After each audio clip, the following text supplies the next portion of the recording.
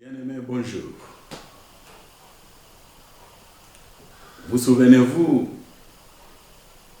des deux lettres G? Vous vous en souvenez? Dans l'œuvre salvatrice de Jésus-Christ, il s'agit en fait de Gabata et de Golgotha.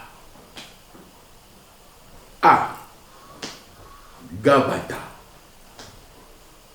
En lisant dans l'évangile de Jésus selon Jean 19, 13, la parole de Dieu dit: Pilate ayant entendu ces paroles amena Jésus dehors et il s'assit sur le tribunal au lieu appelé le pavé, en hébreu Gabata. Alléluia. Gabata, bien-aimé, signifie le pavé. Gabata, c'est le lieu où Jésus fut condamné. Gabata, c'était en fait un lieu où se trouvait le tribunal public, lieu où Ponce Pilate a rendu verdict de la condamnation de notre Seigneur Jésus-Christ après 6 interrogatoires successifs.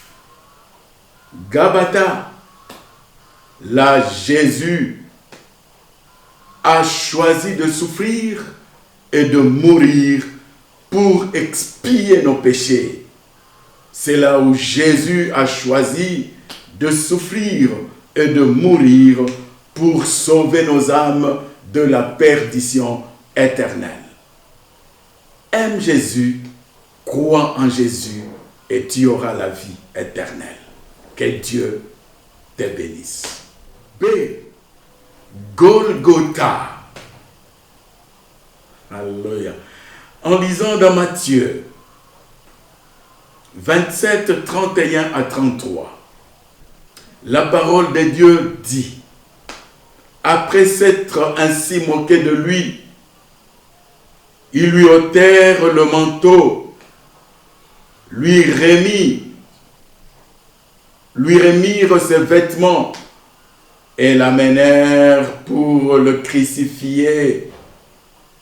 Lorsqu'ils sortirent, ils rencontrèrent un homme de Cyrène appelé Simon. Ils le forcèrent en fait à porter la croix de Jésus. Arrivé au lieu nommé Golgotha, ce qui signifie lieu du crâne. Bien-aimé, Golgotha signifie lieu du crâne. Golgotha, c'est là où Jésus fut crucifié pour nos péchés. Golgotha, lieu où l'Africain Simon de Cyrène se chargea de la croix de Jésus depuis Gabata jusqu'à Golgotha.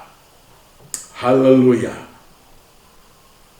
Aimez Jésus, crois en lui et tu seras sauvé et tu auras la vie éternelle. Que Dieu vous bénisse.